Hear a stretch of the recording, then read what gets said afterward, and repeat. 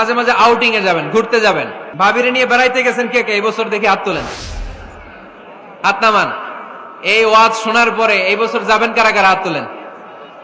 এই বাচ্চারা তোমরা হাত তোলো কেন? তোমরা বিয়ে করছো নাকি? বুঝা না বুঝা হাত তোলে খেলে। মাঝে মাঝে আউটিং এ যাবেন, বেড়াতে যাবেন, এটা সুন্নাহ। কোরআন আর সুন্নাহ ছাড়া একটা কথা মিজানুর রহমান আজহারী বানায় বলে না, ঠিক কিনা? যেটাই বলবো এটার পরে দলিল হিসেবে কোরআনের আয়াত, নয় সহিহ বুখারীর রেফারেন্স, নয় সহিহ মুসলিমের রেফারেন্স, নয় সুনানে তিরমিজির রেফারেন্স, নয় সুনানে আবি দাউদের রেফারেন্স, অথবা ইবনে মাজার রেফারেন্স, কিংবা সহিহ ইবনে হিব্বান, মুস্তাদরাকে হাকিম, মুসান্নাফ ইবনে আবি শাইবা, একটা না একটা রেফারেন্স দিবই। বানায় কোনো কথা এই কোরআনের মঞ্চে চলতে দেয়া যাবে না, চিল্লায় বলি ঠিক কিনা? আপনারা সচেতন হইলেই বক্তারা সোজা। আপনারা যদি বলেন হুজুর মন গড়া কিছু বলবেন না, কিচ্ছা কাহিনী উল্টা পাল্টা শোনাবেন না, যেটা বলবেন পক্ষে কোরআনের দলিল দিয়ে বলবেন, ঠিক কিনা? তাহলে বাংলাদেশ সোজা হয়ে যাবে। বক্তারা যদি সোজা, বাংলাদেশও সোজা, ঠিক কিনা? আর বক্তা করে সোজা রাখতে পারে জনগণ, ঠিক কিনা? কোরআন সুন্নাহর বাইরে আজগবি কোনো কথা আমরা শুনতে চাই না। আউটিং এ যাবেন, আউটিং, ফ্যামিলি ট্যুরে যাবেন, দলিল দিচ্ছি দাঁড়ান। ফ্যামিলি ট্যুর, সবচেয়ে ভালো ফ্যামিলি ট্যুর হচ্ছে উমরা ট্যুর। কিসের ট্যুর? যদি সামর্থ্য থাকে মাঝে মাঝে উমরায় যান। উমরায় গেলে আপনার অর্থনৈতিক অবস্থাকে সচ্ছল করে দিবে কে? নতুন বিয়ে করেছো, হাজবেন্ড ওয়াইফ, আপনাদের হানিমুনটা মক্কায় করে আসেন, বরকত দিবে কে? তাহলে জীবনটা শুরুই হবে আল্লাহকে সেজদা দেওয়ার মধ্য দিয়ে। আওয়াজ করে বলতে হবে, ঠিক কিনা? শ্বশুর মশাই জামাইরে গিফট দিতে চান, উমরার প্যাকেজ গিফট দিবেন আজকে থেকে। পারা যাবে? ওই যে পোলাপাইন খুশি হাততালি দেয়। উমরায় যান, উমরায় ঘুরতে যান, ঘুরতে যাবেন। ঘুরলে ঘুরলে পৃথিবী দেখা যায়, দৃষ্টিভঙ্গি পরিবর্তন হয়, ব্রড মাইন্ডেড হয় মানুষের মন, চিন্তার দিগন্ত হয় প্রসারিত, ন্যারো মাইন্ডেড থাকে না লোকজন। এজন্য মাঝে মাঝে ঘুরবেন।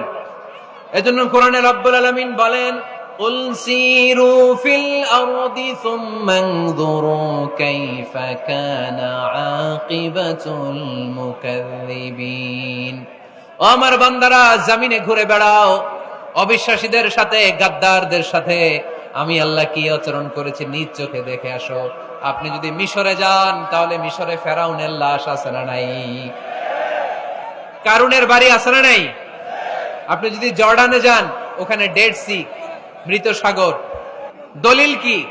স্ত্রীকে নিয়ে যে বেড়াতে যাবেন, দলিল সহিহ বুখারীর হাদিস, ইদা আরাদা রাসূলুল্লাহ সাল্লাল্লাহু আলাইহি ওয়াসাল্লাম সাফারান আকরা বাইনা আজওয়াজি, আকরা বাইনা আজওয়াজি ফাআইয়াতুহুন্না খারাজা ইসমুহা খারাজা বিহা। আল্লাহর হাবিব সাল্লাল্লাহু আলাইহি ওয়াসাল্লাম যখন সফরে বেরোতেন, 11 জন স্ত্রীর নাম লিখে তিনি লটারি করতেন। লটারিতে যার নাম আসতো তাকে নিয়ে বিশ্বনবী সফরে চলে যেতেন। সুবহানাল্লাহ, এত আসতে।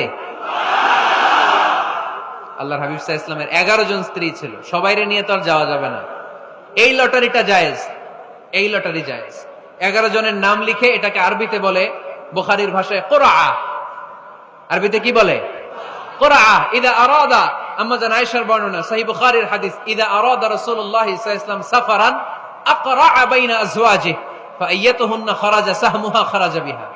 11 জন স্ত্রীর নাম লিখে তিনি লটারি করতেন, লটারিতে যার নাম আসতো তাকে নিয়ে বিশ্বনবী সফর করতে চলে যেতেন। সুবহানাল্লাহ।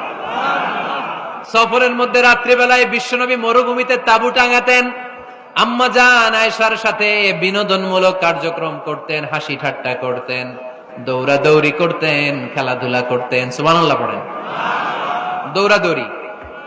বিয়ের শুরুর দিকে আল্লাহ রাসূল সাল্লাল্লাহু আলাইহি ওয়াসাল্লাম বললেন, আয়েশা চলো রাতে আমরা একটু দৌড়াই, ওই যে খেজুর গাছ দেখা যায়, কে কার আগে দৌড়াতে পারে দেখি। দুইজনে দৌড় দিলেন।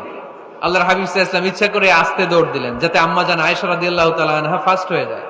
আম্মা জান আয়েশা রাদিয়াল্লাহু তাআলা আনহা দৌড়ে যে খেজুর গাছ ধরে বললেন, আমি ফার্স্ট, আমি ফার্স্ট, খুশি হয়ে গেলেন। আবার কয়েক বছর পরে আবার যখন লটারিতে আম্মা জান আয়েশার নাম আসলো, আবার এক রাতে দুইজনে দৌড় দিলেন। এবার আর বিশ্বনবী আম্মা জান আয়েশা রাদিয়াল্লাহু তাআলা আনহাকে সুযোগ দেন নাই, নিজে জোরসে দৌড় দিলেন, বললেন চলো আজকে রাতে দেখি কে কার আগে দৌড়ে ওই পিলার ধরতে পারে। বিশ্বনবীও দৌড়, আম্মা জান আয়েশাও দৌড়। এবার বিশ্বনবী জোরসে দৌড় দিয়ে খেজুর গাছ ধরে বললেন, আমি ফার্স্ট। সুবহানাল্লাহ কইবেন না? আম্মা জান আয়েশা রাগ করে ফেললেন, আজকে আর জিততে পারে নাই। বিষ্ণু ইসলাম আম্মা জান আয়েশার কাছে যেয়ে বললেন, ইয়া হুমায়রা, ও আমার সুন্দরী লাল টুকটুকে বউ, হাদিহি সাবকাতু বিতিলক, ওই যে 7 বছর আগে একবার রাতের দৌড়াদৌড়িতে আমারে হারাইছিলা, আজকে তোমারে হারাই দিয়ে ওটা শোধ নিয়ে নিলাম। দেখেন কি খুনসুটি, কি ভালোবাসাবাসি, কি ভালোবাসাবাসি ছিল বিষ্ণু ইসলামের আর বিষ্ণু ইসলামের স্ত্রীদের মধ্যে। আম্মা জান আয়েশা রাদিয়াল্লাহু তাআলা আনহা পেয়ালার যেই জায়গায় ঠোঁট লাগিয়ে চুমুক দিয়ে দুধ খেতেন, ঠিক ওই জায়গায় ঠোঁট লাগিয়ে বিষ্ণু ইসলামও দুধ খেতেন। ওটের হাড্ডি চুষে আম্মা জান আয়েশা ফেলে দিলে ওই চোষা হাড্ডিটা নিয়ে বিষ্ণুনবী চুষতে আরম্ভ করতেন। একই বালতি থেকে পানি নিয়ে দুইজন গোসল করতেন। সুবহানাল্লাহ পড়বেন না? তাহলে ফ্যামিলিতে পরিবারের সুখ শান্তি আনার 6 নাম্বার টিপস হলো বেড়াতে যাবেন, যেমনটা আল্লাহ রাসূল সাল্লাল্লাহু আলাইহি ওয়াসাল্লাম স্ত্রীদেরকে নিয়ে বেড়াতে যেতেন। রাজি আছেন তো সবাই? কই যাবেন? কক্সবাজার, জাফলং, সিঙ্গাপুর, কই যাবেন? মক্কা, মদিনা। নিয়তে বরকত আছে না নাই? আল্লাহ তুমি কবুল করো। গুরুত্বপূর্ণ বিষয়ে সিদ্ধান্ত নিতে পারিবারিক বৈঠক করুন। Family meeting. কি মিটিং করেননি? না নিজের ইচ্ছা মতো সব সিদ্ধান্ত? ওয়াশাবিরহুম ফিল আমর ফাইদা আযামতা ফাতাওয়াক্কাল আলাল্লাহ। মুশাওয়ারা করো, পরামর্শে বরকত আছে না নাই? অনেক বরকত, অনেক।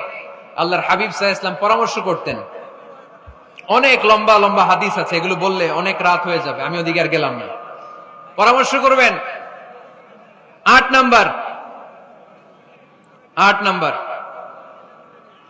7 নাম্বার ছিল কি করবেন? কি করবেন? স্ত্রীর পরামর্শের গুরুত্ব আছে। আল্লাহর হাবিব সাল্লাল্লাহু আলাইহি ওয়াসাল্লাম নিজেও অনেক জায়গায় স্ত্রীর পরামর্শে বেঁচে গিয়েছেন। বিষ্ণু ইসলামের মাথায় বুদ্ধি আসতেছে না, আম্মা জান উম্মে সালামা রাদিয়াল্লাহু তাআলা আনহা হুদায়বিয়া সন্ধির সময় বুদ্ধি দিলেন, ওই বুদ্ধিতে কাজ করার সাথে সাথে প্রবলেম সলভড। মনে করেন না যে ওনাদের মাথায় বুদ্ধি নাই, অনেক চিকন বুদ্ধি আছে, কাজে লাগাবেন, মাঝে মাঝে নিবেন। ছেলে মেয়েদের সাথে পরামর্শ করবেন যে বাবা, আমি তো এটা ভাবতেছি, নতুন একটা জায়গা কিনতে চাই, একটা ফ্ল্যাট কিনবো, তোমাদের কি পরামর্শ, কেমন করলে ভালো হয়? পরামর্শের দরকার আছে না নাই? অনেকে জুনিয়রদেরকে দাম দিতে চায় না।